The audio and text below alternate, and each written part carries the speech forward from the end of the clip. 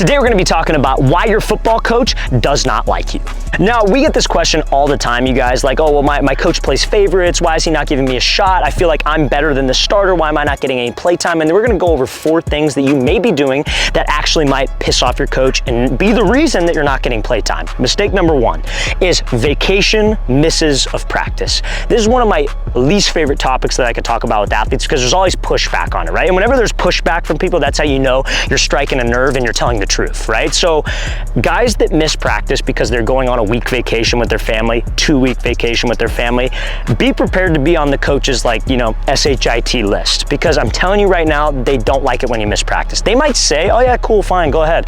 Their mindset is, okay, he's not serious about football. He's not gonna be a starter for me. I'm just gonna roll with the guys that I have. Now, some of you might be thinking, oh, well, the starter missed this week and all that. And okay, I get it, I understand. Sometimes coaches play favorites, sometimes coaches have politics, but if you're not that guy that seems like he's one of the favorites and you're trying to earn time and maybe you're an underclassman, you gotta be at every single practice, even if it's optional. Optional means mandatory. Every single football team in America will have time off that's dedicated to vacation. So in high school, especially in California, we call it a dead period, where there's a week or 2 weeks of time off. That's the time you go on vacation. So I get it though, because some of you athletes, and I said this in another video and somebody commented like, oh, well, do you really think a high school kid can control the family's vacation? Well, you could tell your parents like, hey, I'm serious about football. I want to play football in college. I don't want to miss practice. So you guys can go ahead and go, but I'm not going to miss. And that, again, guys, if you sign up to play football, you're signing your summers away. Good luck telling a coach in college, hey coach, I'm going to be out of here for 2 weeks, but I'll be back and I expect my spot to be there when I come back. Good luck with that, you guys. You might actually get cut in high school or in college where they can make cuts. So please do not miss practice because of vacation.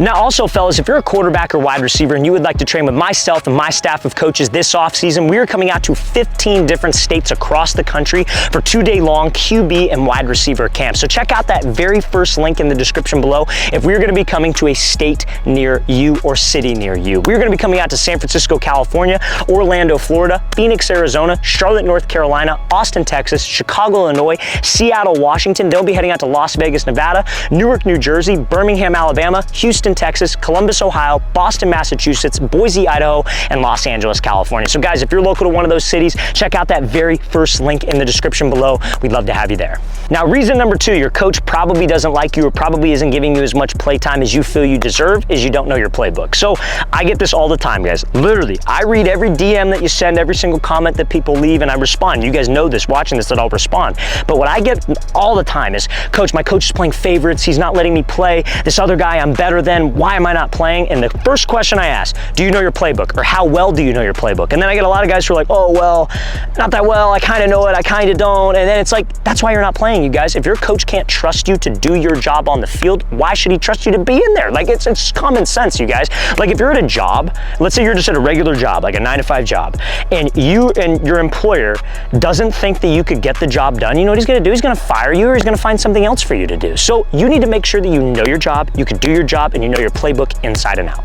Now, the next mistake that guys will make, you guys, and this is a big one, not looking your coach in the eye. So a lot of times, guys, and coaches are humans. Like, you have to understand that. Like, you guys know this, being just like a player or a parent watching this. Like, there are certain people that you just get a bad vibe with and you just don't like them. That's just the way it goes, right? So coaches are people too. They're not this like make-believe character that just does everything perfect. Like, they're people. They have a personality. So if you're an athlete and while the coach is talking, you're freaking dicking around in the back of the group, or you're looking down, or you're looking off into space, that pisses them off. Like, I'll tell you this from my experience, like, we do camps, like we mentioned earlier in this video, all across the country. Been doing it for 2 years, 3 years actually.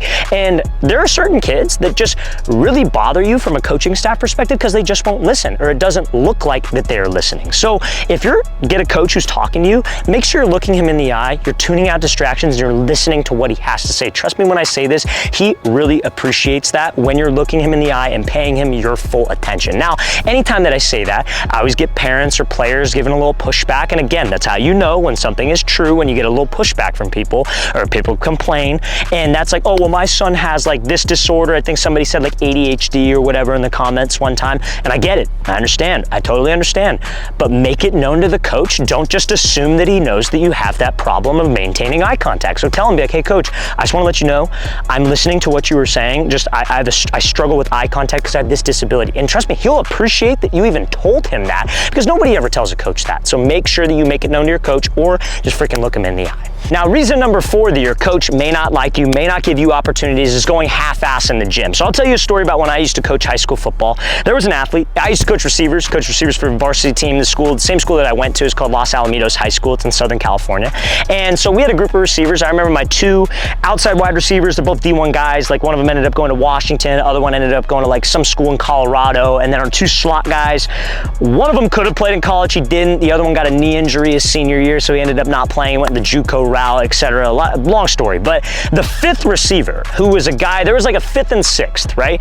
The 5th and 6th, one of them, hardworking dude, never missed practice, never missed any reps. Other one, never missed practice, he was always there, was a little bit undersized, right? But he was right in the mix, and he was going to get playtime. But I remember this specific day where we gave up on trying to give him more chances as a coaching staff, because we were told by one of the players who was a little bit upset, and maybe they were, you know, trying to look out for their friend who was competing for time with this receiver. They kind of ratted on him a little bit, if I'm being honest, but they told him, like, hey, watch this dude in the gym, he doesn't do anything. Because it's kind of unfair from a teammate perspective, right? If you're in the gym, because we would lift and then we go to practice, obviously, right? And this was during spring ball, summer ball. And everybody's in there, they're getting better, they're getting after it, doing the full sets, working out for the full hour and a half that we were in there, or hour that we were in there, I can't remember. And you got a guy who's not doing anything. And then he's, you know, bragging about how he's not doing anything, and then going out to practice and acting like he's part of the team. And so one of us told the staff, like, hey, watch him in there. So our entire coaching staff watched this kid, and we go 3 stations. So we would have like a squat rack station, could be upper body stuff or leg stuff. We'd have a platform station, like cleans, power cleans, whatever. And then we'd have a bench station where you're doing bench press or some other type of leg exercise, depending on what day it was.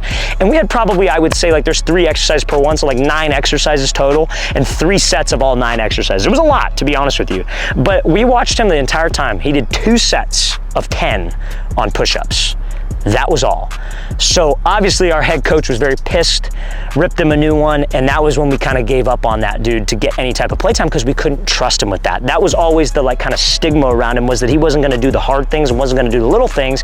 And then he got discouraged and kind of gave up and stopped going hard at practice. And then we figured out he's exactly who we thought he was. And that's just the harsh reality of it. I bet he wishes he could go back and change that. But again, guys, I say that to you because you don't want to be that dude that half-asses it in the gym. Don't be that guy that's skipping reps, because trust me, coaches will notice, and that's a big reason why a lot of you don't get much playtime.